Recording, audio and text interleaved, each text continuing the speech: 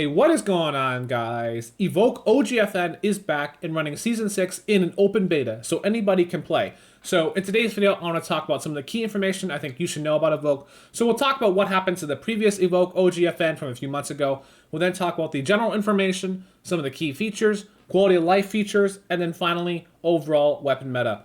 Okay, so I know it's a burning question. I've seen the comments. What happened to the old Evoke OGFN?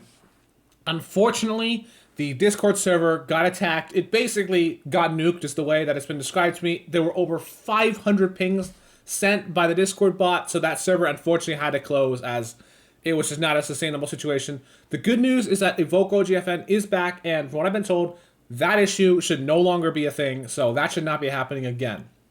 Okay, let's move on to the general information. So you're going to be running build 6.21.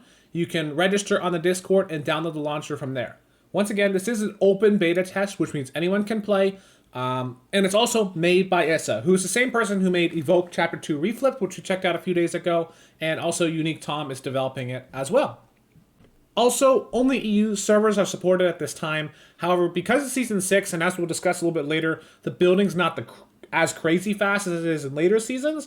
I actually find high ping to not be too bad and totally playable with Season 6. And I do think this is a good idea early on to try and get more players per lobby. Okay, let's move on to the key features. So Android and PC are actually both in the works to be supported, which is great. More platform support is excellent. There is a working item shop at this point. Cosmetic selection should be working. The queues are actually genuinely pretty quick, which is great. And part of that is because of the game mode, which they're running, which we'll talk about in a moment. And they are updating it frequently. In addition, every time you get an elimination, you should get some V-Bucks, and then every time you get a win, you get a bit more. So you should be able to steadily earn enough currency to be able to buy things in the item shop and be able to use all the fun cosmetics. So let's move on to the quality of life features. Those key features that we talked about earlier are, pretty standard with a lot of projects, but some of these quality of life features I actually really wish existed in other projects, but don't. The first one is Blitz mode. It's very similar to EasyFN if you played that in the past few months, where basically the zones run much faster, which makes the game so much more enjoyable. Sure, if you're in a situation where you have 75 players a game, you don't need accelerated zones. But most projects don't have that. Even the largest ones oftentimes can't reach above 50 players. So having accelerated zones is excellent.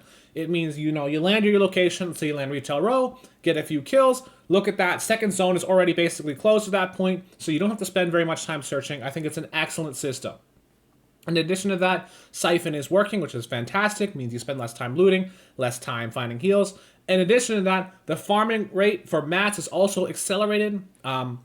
Again, makes the game more enjoyable. You spend less time farming mats. Really like that feature. And there are also no zombies anywhere, which I think is great.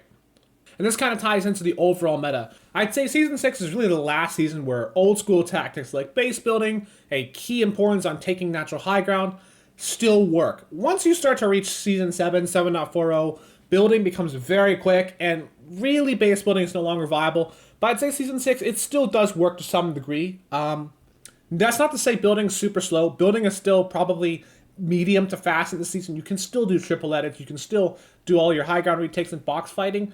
But if you want to play that more old school playstyle, it still can work. So I really do enjoy that. And that kind of ties into where, hey, if you're not the best mechanical player, you can still make things work by playing more defensive, building bases, controlling high ground. I think that's really cool. In addition to that, the meta is overall super diverse in terms of most weapon classes. ARs, you've got the standard AR, silenced, scoped, burst are all competitive. Shotguns, pump, double barrel, attack are all decent options. I think the heavy is overall best, but the other three are not terrible by any means. I think that's pretty good. If we look at the SMGs, you've got the compact SMG and the standard. I think both are competitive. You've got heavy sniper, hunting rifle, bolt action. All those are competitive. Structure destroyers, you've got RPG, quad launcher, grenade launcher. See, there's a lot of options. The hand cannon is definitely a very strong weapon. Probably the best overall in the game. It does 150 structure damage, 50 damage in long range. It's a very good weapon. I wouldn't say it's completely busted by any means. You still need to run other weapons. This is not a one-size-fits-all thing. But it is effective at long range. It's effective with a shotgun. It can replace your AR, your SMG. It's overall a very useful weapon, and I find it really enjoyable to use. If you're someone that enjoys the hand cannon, you'll probably like this meta as well. In addition to that, the mobility meta, I would say, is overall pretty high.